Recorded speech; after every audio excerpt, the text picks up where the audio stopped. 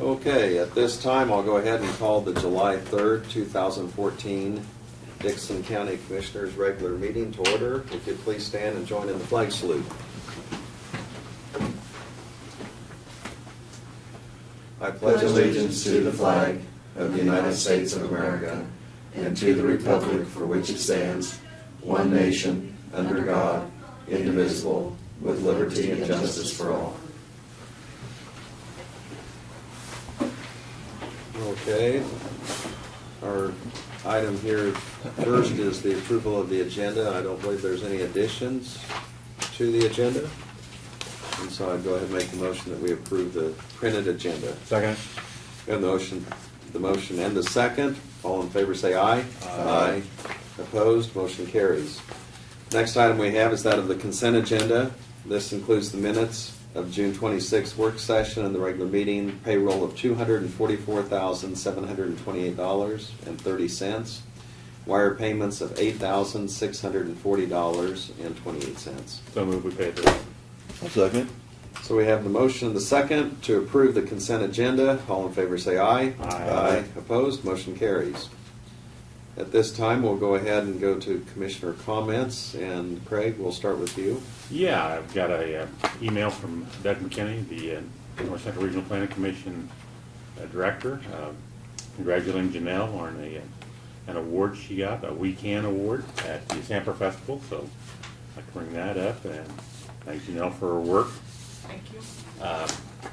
Also, Brad and I and Undersheriff and Sheriff got to watch a film, the NIC jail film training last Friday. We'll be putting together, after we get back, a plan of how we want to proceed with the committee or to help in the design and functionality of the jail. You may want to make any comments on that, Brad? No, I think you summed it up. I mean, the purpose for us going is to try and learn some of the insights on not only the funding, but how to go about, promoting it to the community and representing to you as a board. Yeah. What's the best avenue to try and make sure we get the best bang for our buck?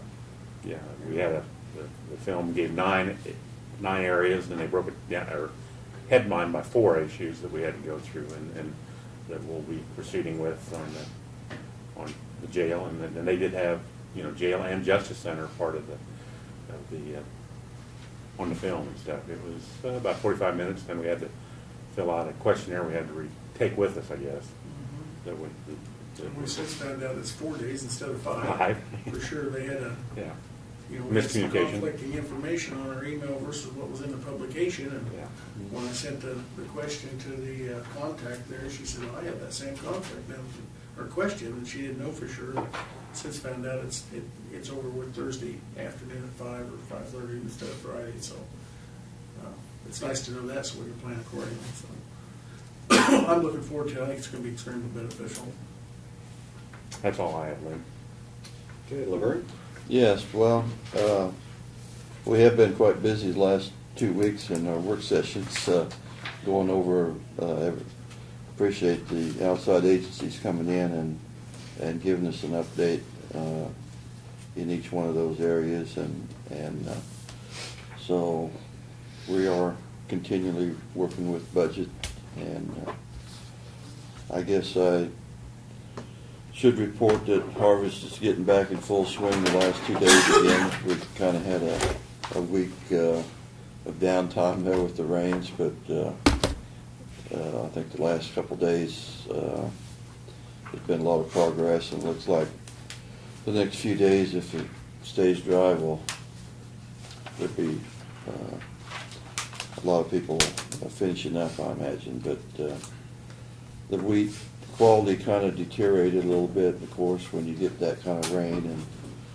I noticed our test weights on our wheat went from 60 to 61 area over a week ago, till the last 2 days it was running in the 57. So it does affect the wheat, and you don't realize, but the test weight is a rather part of good quality wheat, and so it's kind of unfortunate that rains came right at the time when week should have been cut, but anyway, fields are drying out now, so they're getting with it. And, that's about all I had, Lynn. Okay, thank you. As Craig mentioned, we did have, we came in at 8 o'clock this morning, and at 8:30 we had our first of 5 groups come in. And this was just kind of reviewing the budgets that we're going to be making some decisions in the near future on that. And the only group that was a new group that wasn't from previous years, I might mention, was the Dixon County Economic Development Corporation. And this is an economic development effort that is for the entire county. And they're a first-time request. And so they made a presentation this morning. The other thing I was going to mention, Senator Moran is going to be making a stop, part of his listening tour for Dickinson County. It's going to be at 8 a.m. on Saturday, and that's going to be over at Chapman at the Senior Center. Tentatively, I plan on attending, and possibly the other 2 commissioners will attend. So we'll have someone there, and possibly 3 of us, and so we can have that on the website as just to notify the public and press that we do plan to be there. And he's usually comes in pretty prompt, and I anticipate he may be there for 45 minutes or so is what I heard. But anyway, that is open to the public, and it's over at the Senior Center. And that's really all I have. So we'll go ahead and move on to our, let's see, we got the public hearing. We get a little bit of time, I think Tom Hartman is planning on being here. Okay, so we'll wait till 11:15 for that. So Brad, would you want to go ahead and start on your report? Absolutely. The first item I've got is just a report on a little update with one of the U.S. Fish and Wildlife fish passage grants that we've received. Previously, we've been informed that we had $30,000 set aside to help construct the bridge down on 1800 Avenue that's actually at the southwest corner of the Rock Springs Ranch, just off of it on Township Road. We received word earlier this week that after the July 1st or June 30th deadline, that the federal government had a little bit of extra money apparently, and they have increased that award to $40,000 to help on that project. So we're always very grateful to take everything we can get, and we've got that paperwork signed and back to them, so that'll help offset our out-of-pocket expense on that project. A little update, last week we talked about the letter that you received from KDOT. I think Doug McKinney forwarded out a public announcement on some funding for KDOT bridges. Just a little bit of a background on that. What KDOT has been doing is they're attempting to spur or spark local agencies to use some of that federal bridge and road funding. The funding that they've set aside at $10 million does come from the existing funding that they had. It's not new money that's come in. And it is being earmarked for structures that are between 20 and 50 feet in length, which is typically smaller than what your big 5-year projects would fund. And they have to, one of the catches, 2 catches to it actually. One of the catches is the length, and then they also have to have a very low daily traffic count. So they're wanting to prioritize some of the big bridges that are out, or structures that are out on township type roads in our county. And the other thing that is kind of a catch on that is we can't use a lot of that funding. If we were to apply for it for our crews to build the bridge, it has to be done with a contractor for whatever reason. So at this point, most of the funding that we have, we may be able to come up with 1 or 2 that would suffice, although I don't know that paying a contractor to do that type of a project, we wouldn't be smarter to do it ourselves with the cost savings that we have in place. But we'll be looking at that type of funding. It is the same money that's used for the 5-year bridge plan and also the federal fund exchange that they have in place. Many people just aren't using that funding, or if they're like us, we leave that funding in place to build up enough money to get that first or second bridge in place. Well, the more money they have in the coffers set aside, whether it's waiting for a 5-year bridge to be built or waiting for enough money for the county to get enough on their federal exchange that makes it worthwhile, it all looks like the state of Kansas has that funding setting aside, they're not using it. So KDOT is wanting to utilize that funding the best that they can, and try to get people interested. So they put that little mechanism in place, trying to spark some of the other counties to use the money on smaller structures.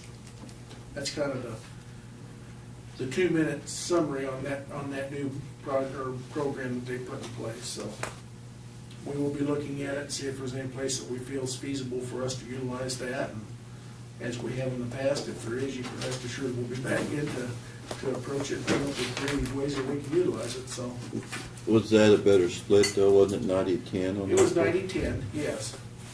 However, again, even the 10%, by the time you involve the contractor and that type of stuff, you know, we don't envision there's any way that you could hire a contractor to do a bridge for a fraction of what we could do it ourselves. Right. But it's something we'll look at, you know, so. And that also included engineering and design, whereas under typical KDOT programs, we have to pay the engineering and design up front before we actually apply for the bridge project. No, this program will, engineering design will be part of that 120,000. Yes, yeah, Yeah, that's that's why, yeah. It can be a part of Yeah. the 90-10 split. It's Right. actually a part of the overall. Yeah, okay. And the 120,000, basically, that's, Uh, if you take the 10 million and divide it out by the counties, you come up with 120,000. Yeah, There's, John tells me there's 3 counties in Kansas don't have a bridge. So you knock 3 right off the top, and then there's a number of them that just won't participate in those Right. programs. There's a number of them that won't do it from the standpoint they don't like to do the paperwork that's associated Right. with it. So his suggestion was, if we're gonna apply for that, not only would we want to apply for one, we want to apply for 2, even though they say that they're only eligible for 1. Because much like some of these other programs we've done in the Right. past, if there's funding left over, Safety Edge is a good example. Yeah. We applied for that, and they said, well, you can only have 1. Well, there was money left afterwards. They wanted to use it up, so they went to the applications and awarded us both portions of it. So if we have it ready and it's on the shelf and we made the application, our chances of gaining that extra funding are tremendously increased, so. And it doesn't take that much work to make the application. well, like I said, you put it, you know, like I said, you do 4 or 5 of them, and, you know, pick the ones that come up by 120,000, you got anything else that, you know, by the time Yeah, you and bid. then you do another 120,000 one, Yeah, add it to it. The worst they can do is say no, but they know that you've got a need for it. Yeah. So when they've got a place to spend that money and that need is there, well, they tend to pull that out, so. And that's one of the places we've been very successful, just in being prepared and having the applications ready, so. On the downside, we've got some problems at the bridge over the Smoky Hill River on Eden Road. Our crews repaired the bridge last week, but I think I told you that we had an area that had deteriorated. In looking at that, and having our inspectors look at it, it appears that the bridge decking is deteriorating pretty rapidly. That bridge is built in 1970. And it's showing evidence underneath that moisture and salt has penetrated the deck clear through, and it's coming out in cracks in the bottom. What that equates to is a pretty major renovation in the very near future that we obviously weren't planning on. Just the original off-the-cuff estimates, it could be as much as $500,000 to renovate that, to try and maintain that bridge and its integrity, which essentially is taking most of the concrete off down to the beams and replacing everything. We'll be watching that very closely, and we'll see how it goes. That's about the best I can tell you at this point. I wish I had better news. The one over Rain Road was built, I believe, in 1968, just before this one. As you remember, a few years ago, we went through and did a renovation on it, and then we epoxied that deck, and it's holding pretty good at this point. The one south of Solomon is the next one in that vintage. It was built in 1980, I believe, or 84, somewhere in there. So far, it's not showing anywhere, but at the same time, it doesn't have the traffic that this particular one has, so. Only time will tell, and we'll deal with it accordingly as it comes, but another reason to, one of my next times down, to discuss the sales tax issue for road and bridges, because we're getting surprises coming up there. It seemed like it's gonna cost money in the future. On to that issue, just to reiterate that, Doug's done some research on that, and I put some of the key things in here though, but basically we'll need to know it pretty quick if we wanna pursue that. And Doug, chime in if I get it incorrect, but it does require publications in the paper prior to the election, once the resolution's passed, and then it would be on the November ballot for voters to approve. If it is approved, then the first funding we would see would be at the, earliest funding we would see would be in the second quarter of 2015. Yeah, you have it correct. Okay. So, and I We think, might pause here, Yeah. since it is 11:15. We'd kind of started Brad's report early, but we do have on our agenda at 11:15, we're having a public hearing, and this is to review the final plans for the Navarre CAN-STEP project. Brad, do you have any preliminary remarks you want to make before I open the hearing? no, just Or somebody- at this stage, Tom Martin's here with BG Consultants, and I assume he has some final plans. Sure.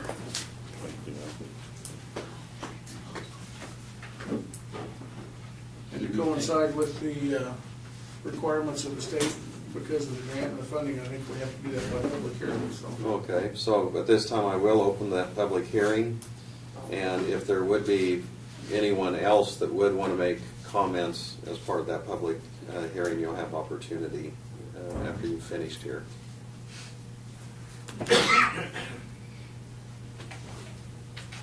Good morning. Morning. I'm the project architect for the Navarre, sorry about that, the Navarre Community Center project, renovating the existing building.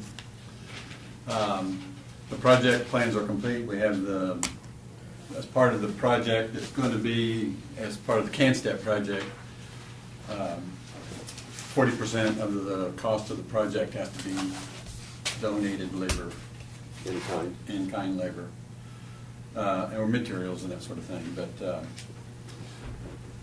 they, from what we've determined so far, is they have the labor set up to basically do all the labor on the project except for plumbing, which is a pretty substantial portion of it. We have the bill of materials set up that we have to count every stud, every ceiling tile, every floor, every piece of flooring, every pipe fitting, anything that's going to go in this building so we can build the materials, or let the materials out on it. One of the main things we want to do today is, with the plans being completed, is establish our time frame is we'd like to advertise this project next week and bid it on the 7th of August. And I believe it's a Thursday, and I'll leave the time up to whatever your schedule will allow, if that's. It could be 11 o'clock, and we'll just make it part of the regular agenda. 11 o'clock, Yeah. that would work great.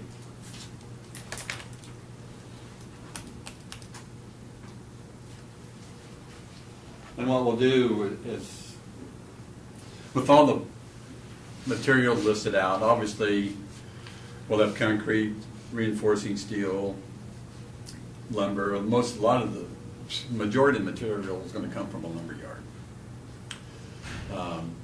We'll have electrical supply houses do the electrical equipment, and the lumber yard probably could do some of that too, but I don't know how they can be competitive.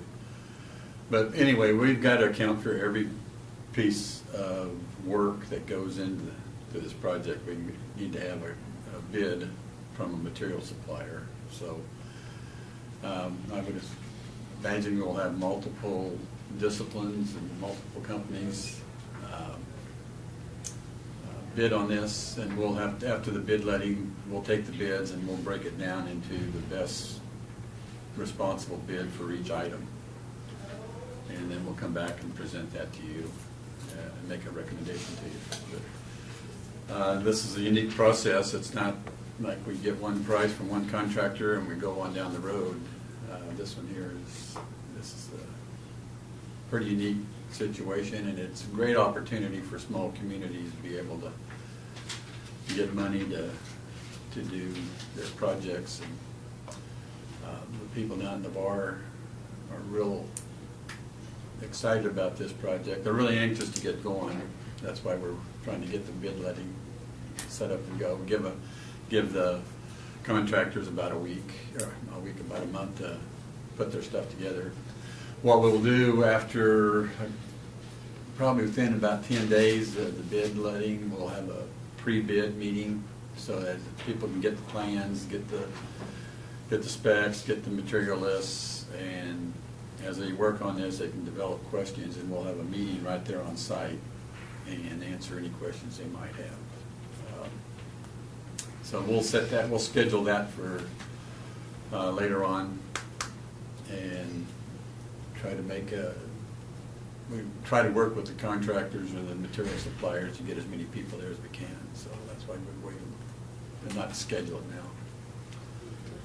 But if you have any questions, we can go through the plans if you'd like. I want you to just kind of highlight, some of the major, we were down there, Laverne and I've been down there.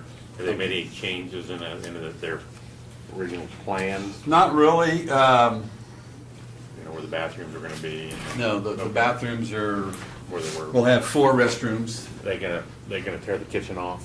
Was the original kitchen that's over on the southeast corner? Yes. That addition that's in the southeast corner. Right, the gym. Is all gonna come off, and we're gonna seal off the doors that lead into it. There was 3 doors Oh, okay, yeah, that's right. that led into that part of it. On the south side, we're adding The school's been removed? structure. After the school It's is still removed, we're gonna add a covered parking Okay. area. They were talking about the possibility of having an ambulance or something that they could park in there and protect. So that'll be the only physical addition to the building. Everything else will be inside. Majority of it is making it ADA accessible.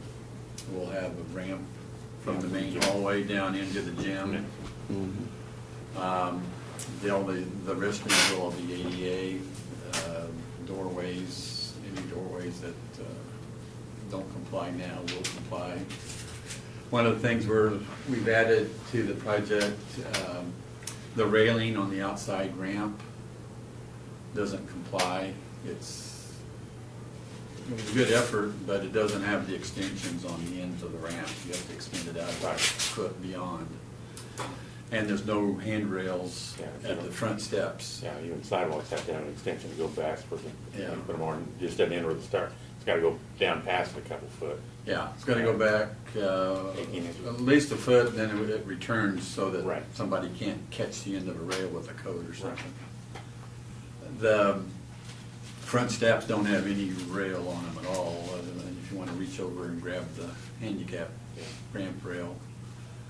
So we'll need a couple rails on that to make it compliant with code.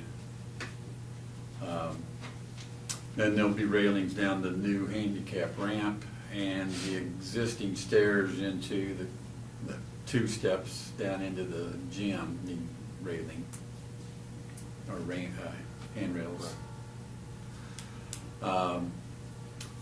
We had talked about if their budget gets tight, materials, so we'll have some alternates. Probably the biggest ticket item in this whole project is going to be furnishing that kitchen with the hood and the makeup air system. Very, very expensive item. That's something if they will bid it out separately, so that if that's something they can do in the future, we can take that out of the project and make it fit into their budget. So, other than that, they're looking at spaces for 4-H. One area they call Lions Club, but it's a general meeting room that's right off the kitchen. And then there's another space that they could use as a meeting room or rent out or whatever else he wanted to do. That's in that, it's to the northwest corner. That room. Yeah. Fixing up the gym, where we can, we're furring out the exterior walls and adding insulation. We're taking out, if you were down there, there's large window units. Right.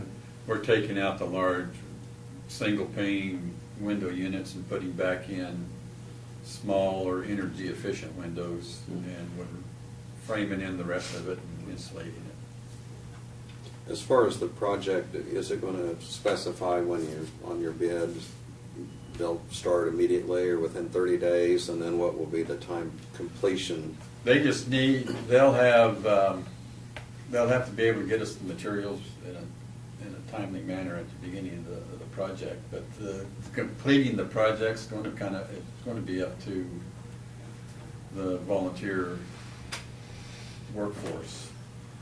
I Give know a rough estimate. I don't remember exactly how long they got to do this. It's 2 years. 2 years from start to Yeah. finish.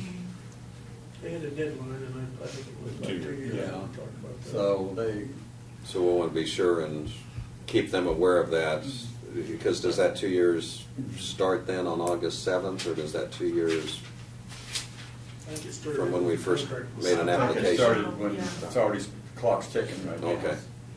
The material suppliers need to have, their bid prices need to be effective for the time period of the construction. They can't come back, well, we've had a price increase on plywood or 2x4s or whatever. Their prices need to be Sure. good for the project. Yeah. Any other comments before I close the public hearing? Those windows, you're not adding any brick, you're just, you put the smaller window in and you're gonna frame around them Yeah. and insulate that, but what are you gonna put on the exterior? We visited about that. There's some options, and we want it as maintenance-free and durable as possible, whatever we do out there. And what we've come up with is we're gonna frame it in, wood frame it in, and use a textured concrete board on the exterior. It's pre-primed, very durable, wears like iron, and it needs to be painted once in a while, but paint holds to it very well. So that's what we're looking at, infilling a lot of the old holes. Concrete board has a 50-year warranty, I believe, doesn't it? Yeah. Yeah. Unless you hit her with a hammer and Right. something pretty drastic to it. If a guy had a good fastball, he could probably throw a baseball into it and crack it or something, but. Well, I noticed on hail, in our area, we've had a good test on that, and that has held up much better than the vinyl siding does, and We were also looking at like an insulated metal panel, but metal, it'll hold up, but like you say, It dents you it. get a good Yes. hailstorm and it's gone. I mean, it still works, but it looks bad. And the noise travels through it better than concrete board. The completion date is by contract is April 30th, 2016. So, Okay, thank Nice you. thing about it is most of it's inside work, so. Yeah. Yeah. People in the wintertime, it's probably Tough time. the Good. best time to get guys together and knock her Volunteers. out. well, yeah, if they can get these windows replaced and get that tore off and get that closed in, well then, Right. And get the demolition done, they even get that that School. cover, and I haven't come up with a good name for it, the vehicle space, get that constructed. They've got plenty of time to do that and get that concrete work in before we get some bad weather. But majority of the finished work will be fine. Speaking of that, Brad, is there any way the county could, the dirt work and stuff out there, we'd be able to? yeah, we've actually already told them. Okay. I assumed we talked about it before. anything like Yeah. that we can help with, it would be, Yeah, okay. yeah, It's gonna benefit us. you bet. Well, Tom, thank you for coming today, and thank you Yeah, for your thanks for having comments me. for the public hearing. At this time, I'll go ahead and close the public hearing. The action I guess we need to take on this item is that we set that bid date. Do we need Do you need we should have a approval on this motion? to Put it out, or what do you need, Tom? We had one of these last week, and basically, we just need your approval to proceed with the project and set the bid date. Okay. And you had mentioned August 7th. Now, you're going to be gone that meeting. Is it better to have it? Quite frankly, there's not going to be a lot, don't mean to Just interrupt cover you, the there's not going to be a lot for you to do. We'll open the bids, and at that point, I will take them and analyze them, and Review. probably come back to the next meeting with Review. a recommendation. Okay. And I'll probably review them with the committee at Navarre first, Okay. to make sure that if there's some alternates or something, they want to. We won't Adjust. accept the bid that day. We're Right. just opening That's it. right. You just Right. open the document. We're just going to open them, so Right. it's There shouldn't be no any action. reason not to do it that day. Okay. Or not miss anything, I Yeah. guess is the bottom line. So I'd go ahead and make the motion that we continue our approval on this project, that the bids will be opened on August 7th at 11 a.m. And we'll receive them at that time. And then Tom, on behalf of BG Architects, you'll take the bids for review. And so is there a second? I'll Second. Oh, go ahead, Lauren. Yeah, second. I was going to say, is it tie? I don't know how you're going to put that. Okay, we have the motion for acceptance and also to have the bids opened August 7th, 11 a.m. And Laverne gave the second. All in favor say aye. Aye. Opposed? Motion carries. Tom, thank you All right, again. thank you. Yeah. Are you related to Leland Arpin? No? Okay. Will There's a they- couple- Be okay either On the way. advertisement, will they contact you guys for copies of the plans or? Yes, The listing? yes, the advertisement will be put out by Doug and Mandy, Okay. and they'll advertise it, get it in the papers, make sure that, then we'll get a list of contractors or material suppliers and send them invitations. Once we get it from Doug and Mandy, we'll post it on our website too. They just need to contact me, I have all my contact information, and I'll send them the plans free of charge if I can just email them to them. Sure. And if they want hard copies, then it starts costing a little bit. But most people can get them and print them out themselves. I just want to make sure we didn't have to have a plan set already on hand. I will get you, I'm gonna verify a few things and get the dates inside of the documents, and I'll get you a set of documents to have in the clerk's office. Somebody wants to come in and So review. if somebody wants to come in and review them. I'll give them a set down at the VAR. I'm not sure where a good place for people to come in and review them down there. Probably better off if they referred them here, so. Yeah, so that's where I was gonna have that. Okay, thanks. Thank you. All right? Mhm. Have a good Thank you. Fourth. You too. We're going to go back to Brad's reports, and I don't know if you were finished with the sales tax issue and options. You'd kind of taken a breath, so I don't know if you were finished or. Well, I just, yeah, to In the finish middle up on there, that, but- you know, kind of what it will take, and we'll need to know pretty quickly here within probably the next couple of weeks, I would guess, if that's something we really want to pursue. You know, in light of some of the expenses that we've got and the budget issues we've got, I really think that's gonna be a very positive thing to do and will tremendously help, and so we can set it maybe in a future agenda here for further discussion and decision on it. Yeah, my feeling is we're going to proceed with it. We need to come up with a commission, how we're gonna present it. You know, do we wanna get some township board people, that we're gonna be, salesmen, I guess, would be the right word, to get the best, the reason we need it. That, I mean, just because we see the need for it, doesn't mean everybody sees the need for it.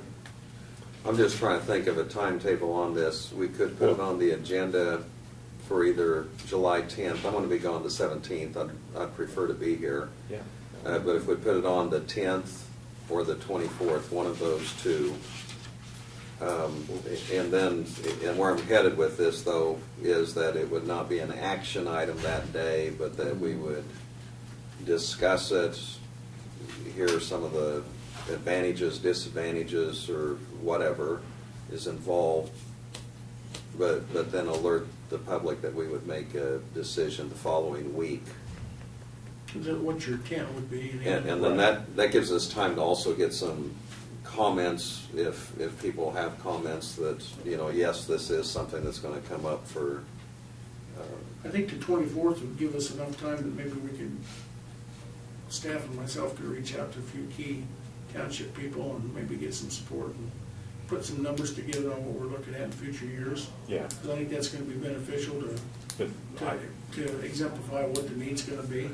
yeah, my feeling is, you know, if we're gonna proceed with it, we want to sell it the best we can. I mean, I don't want to say, well, we didn't know about it or had the information there just to be voting, you know, see it on the ballot and didn't know anything about it. I mean, it's kind of one of the deals there, if if we don't make the effort to get it out there to people, you know, and try to We sell know it. it's not gonna pass. Right, yeah. And we don't want it. And didn't put it out there and waste, I shouldn't say waste, not use our time efficiently on something we don't feel like we need.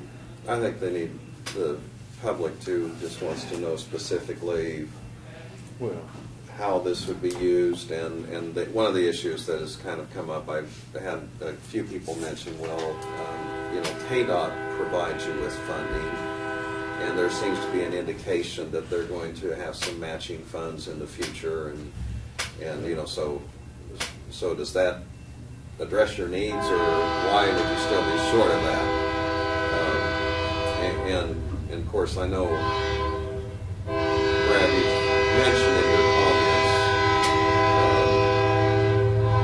you know, sometimes a bridge replacement or repair can be a planned event, but sometimes it's something we have to react to. And this bridge you mentioned today is an example of that. So I mean, I think we kind of need to have a target list. Having the townships involved, you know, certainly gives us opportunity to address the issue. And I guess directing this to Barbara, this still allows ample time frame for the ballot and things like that. Yeah, I think we're gonna have to make the commitment fairly soon here. We either are gonna proceed or we're not gonna proceed with the sales tax for roads and bridges. But I feel strongly that we do need to, just because like I say, these bridges, if we don't have the funds, and when you need a bridge, you don't have a lot of other choices. You have to build a bridge. So. or close it. Or close the road, you know, and that's, but like this one we just talked about, you know, is, if that comes up in the next few years, that's one that you won't be able to just close the road on. Right. And one thing I'm 110% certain on, it's gonna come up in the next year or two. Because of the condition of the channel, what I saw and what the guys observed, it's gonna happen. It was just a matter of how long we can put on it. You know, I wonder if we couldn't look into the possibility of not using salt on those bridges and using sand and maybe some other ingredients that don't deteriorate concrete as bad. Because apparently, you know, that's some of the problem is putting salt on concrete. I think that's another approach that we need to look at. Or epoxying and coating them so that the salt doesn't deteriorate the concrete. Yeah, that's definitely for sure when we do renovate anything now, we're gonna be looking at coating it because the epoxy does seal it. By today's standards and technology, that's the best way that we know to seal that bridge and maintain its integrity, keep those chemical agents from going down through it. So, but I think the one over on Rainer that we did, that was with a couple $100,000 just to do the epoxy renovation and stuff over there too. So, Yeah. but by all indications, it's standing up really well, so. We'll have some stuff ready to come back on the 24th. We did take fuel bids. We needed diesel and unleaded this week, and we got the prices down. Robson was on the unleaded was $3.10 and KC was $3.12, so we gave that to Robson. And then the next day we needed diesel, and they were basically a tie, so we gave that one to KC. So I don't know where I got cans either. We also learned this week as we were working through some budget information that we determined and noticed that we had quite a decrease in the personal property assessments for the upcoming budget. And when we did a little research, we found out that, as you remember on the ballot last year, I guess it was, actually 2 years ago, there was some changes in the way personal watercraft boats were appraised, and I think the whole goal at that time from the state was to reduce the cost of owning a boat, and people would buy more boats, spend more time on the lakes and things of that nature, and it all sounds good, and I think whether it's working out or not remains to be seen, but the bottom line to us is that we've seen quite a decrease in the revenue that will be generated from that tax. So far, what we've seen from last year to this year is a $2.9 or $2.7 million appraised value for watercraft in Dickinson County dropped to $500,000. It will go down even more. It went from 30% down to 11% for this year, and it will drop to 5% next year as a part of that stair-step effect. Commercial vehicles in the same statute were exempted. They've dropped from $1.5 million down to $994,000. The end results that we're speculating that will be a reduction in the actual revenue that we take in the 2014 budget of about $100,000. Next year, with going from that 11% down to 5%, we think it'll be an additional $60,000. So for next year or the following year's budget, we'll be looking at about $160,000 less that we would have gotten in the 2013 budget and 14 budget, which again is some of the state of Kansas's push to make Kansas more appealing and cheaper to live in, and again it comes at a pretty healthy loss to local counties.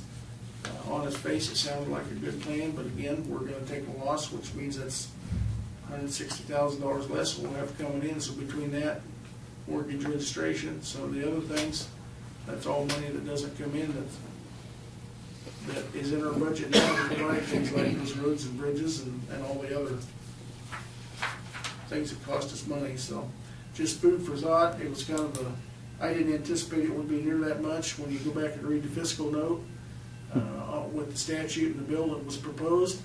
The exact wording that was used to provide to the legislatures when they reviewed it and determined that it was going to be a good thing was it was revenue neutral.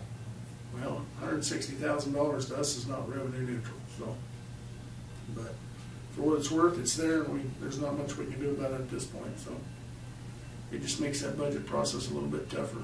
So we have had a request from the city of Harrington regarding a US 77 construction project that will start down there on the east side of Harrington.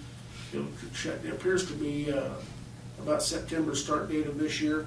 It'll actually close US 77 down for quite a period of time, replacing the railroad overpass.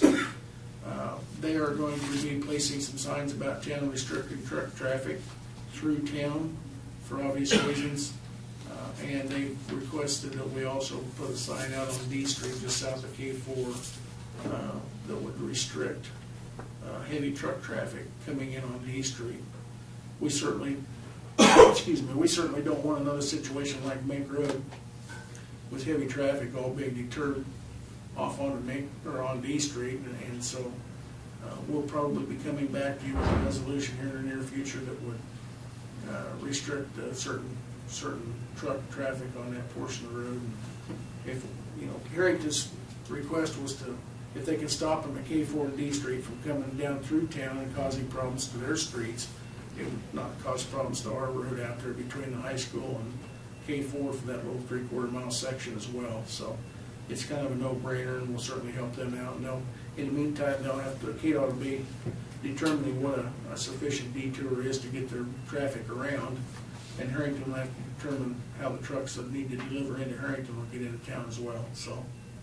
But that's something we'll have on the horizon to bring back to you. You have the, in your packet, the year-to-date staffing reports and also the cash balance reports. On staffing, we have had, this week, we had a resignation, an additional resignation in the highway department. One of our newer employees has decided to move out of Kansas and go to another state. We've also had a person in the jail that has left. We have been able to fill four of those temporary positions, and of course we have the 2 summer help that we hired a month or 2 ago for the appraiser's office. I know that Martin was interviewing 2 people this week to fill the vacant position from the retired employee that he had that retired Monday.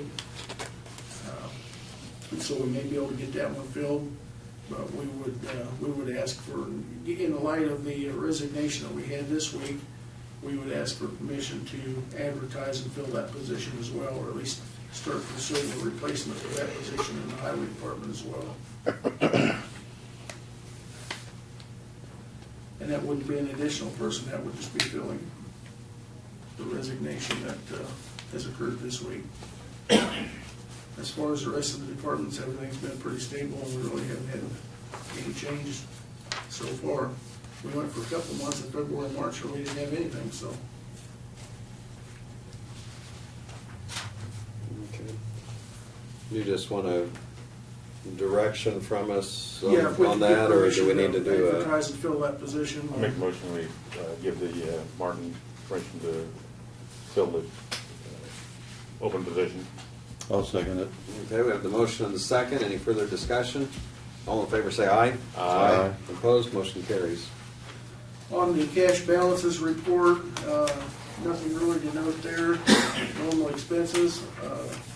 The one thing that I am pleased to see, and I mentioned earlier in the work session where we were talking about the economic development proposal, is that so far our sales tax up through April is holding its own, which I take as a very good sign, given the fact the state is reporting on a daily basis that they're millions of dollars behind statewide in sales tax.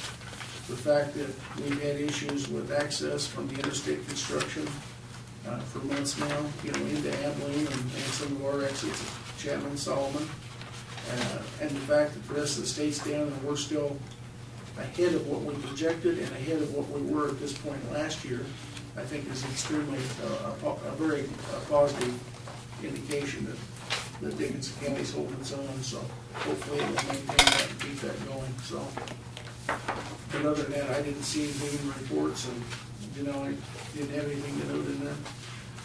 We answer any questions that we could on that if you see anything, so. Okay, thank you. Doug, did you have anything that you needed to inform us of, or any comments? The tax hearing comes up on August the 22nd before the court, of course, for the purpose of reducing those to judgment.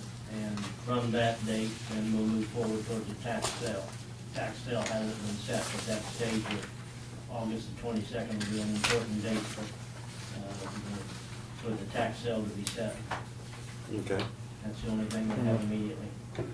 Could I ask one question on that? Property that goes through the tax sale that doesn't get a bid is just carried over to the next year. Yeah, just starts over again. Is there just no solution then if it doesn't get a bid next year? It's just keeps carrying forward. Keep going. So there's no way to stop that Well, continuance of just. no, and the reason behind it is, here's an example over in Junction City, they had no sales. And the reason being, the lots being sold were on, had significant assessments against them. So they had no sales at all because nobody wanted to buy that and then have incur the assessments. And that can happen, but it just gets carried over to the next year, and eventually, somebody will buy it eventually. We've only had that happen, oh, I don't know, maybe 2 or 3 parcels of property over the years, but they've always sold the next year. We'll see if that's the situation now or not, I don't know. At what point does it come back in our name, like the lot in Harrington? We've got the one lot down there that apparently didn't sell years ago, and it got deeded to the county, and we mow it every year, and then we have to declare it surplus and put it up for sale, and you can't get anybody to buy it. I mean, at what point does, obviously, real estate, you don't want that to happen on, but is there a point where a property like that comes back to our name and? No. No, we don't become the owners of it, it just, not unless we, county submitted a bid, but it just continues on. We may need to have a raffle or something on that one, maybe give it away. Something. Yeah. Part of the economic development package, you know, you can own a lot. Yeah, that'd be the first lot we put up. Yeah. You can have it. Free property with no strings attached. Right, there you go. Okay, we'll move on to notices and communications, and just had a few here. We received a membership directory. This is for the architecture group AIA. We also have received from the Kansas Department of Health and Environment, KDHE notifies us if something's happening in our county, and this is enclosed as the public notice regarding a proposed Kansas water pollution control permit for the reference facility, which is the wastewater treatment facility for the city of Harrington. And this notice provides interested parties an opportunity to comment on or object to the issuance of the permit as being public noticed. And so we'll have this posted, and so I'll give this to the clerk. The only other letter we received, and this actually was more on our budget part, work study this morning, but Rawhide Portable Corral Incorporated sent a letter to the county commissioners, and it just said, please consider this letter an official letter of support regarding an economic development corporation in Dickinson County on behalf of Rawhide Portable Corral, Inc. of Abilene, Kansas. Our company manufactures and sells portable corrals, livestock equipment, and rodeo equipment in Abilene. We are proud to call Dickinson County our home. And just kind of in summary at the end, it mentions that it's important that the EDC be approved, so a proactive approach to economic growth in our county is the only way we as a community can prepare ourselves for the future. As a private business, we are willing to support such an EDC through our membership. Therefore, we ask you as county commissioners to support the development of a Dickinson County EDC through the coordinated effort of the existing steering committees. So we received that letter, and of course that's something that's, we welcome any public comment on that or other issues. And I think that's all we have. We do not have any resolutions or unfinished business. The only other action before adjournment, we have to consider the expenditure from the diversion fund to support Crime Stoppers, and we have the request, but also a letter from Daryl Hawkins. Brad, do you want to just summarize this a little bit? Or? Certainly. Crime Stoppers, and I sit on the board for Crime Stoppers as well, is made up of members of the community and law enforcement and county. And it primarily operates on donations, and donations have been difficult the last couple of years. We've slowly seen those dwindle, although the communities have been very supportive. But one of the things that hit us pretty hard a couple of years ago was the cost of obtaining the technology to receive text tips, because very few people make phone calls anymore, and for those text tips to come in a fashion that they are anonymous and remain anonymous. And we have contracted with a company, it's actually a Canadian company, it's the only company that we're aware of that provides this service to Crime Stopper organizations. But that provides the texting avenue. Bottom line is that comes at an annual software cost of roughly $2,000. And we had approached Daryl about getting his approval to take that for the 2015 year to get some support from the diversion fund to help pay for that annual cost. And this letter was a reply back to Jason Wilkins, who is one of the law enforcement representatives on the board, and had talked to Daryl, and Daryl was supportive of that request. So with that, it comes to you for the final approval. So if when that bill comes in, which I don't believe will be till September or October, that if we can get some assistance and help pay for that from diversion. So. And Daryl in his letter says that he supports the use of the $1,663 from the diversion fund to pay for the text messaging tip software. And so we just need a motion for approval. I move that we approve that request. Second. Okay, we have the motion and we have the second to approve this expenditure from the diversion fund for the use of Crime Stoppers on tip software, $1,663. All in favor say aye. Aye. Aye. Opposed? Motion carries. Move we adjourn. We have a motion for adjournment I'll second it. and a second. And before we vote, once again, Janelle, congratulations for receiving the Weekend. Is that how you pronounce that? We can. We Can Yes. Thank you. Award from the Kansas Sampler, because I know you do a great job with that, and you and many others, but it's Yes. nice for you to have that recognition for Dickinson County. We have the motion and the second. All in favor for adjournment, say aye. Aye. Aye. Opposed? Motion carries.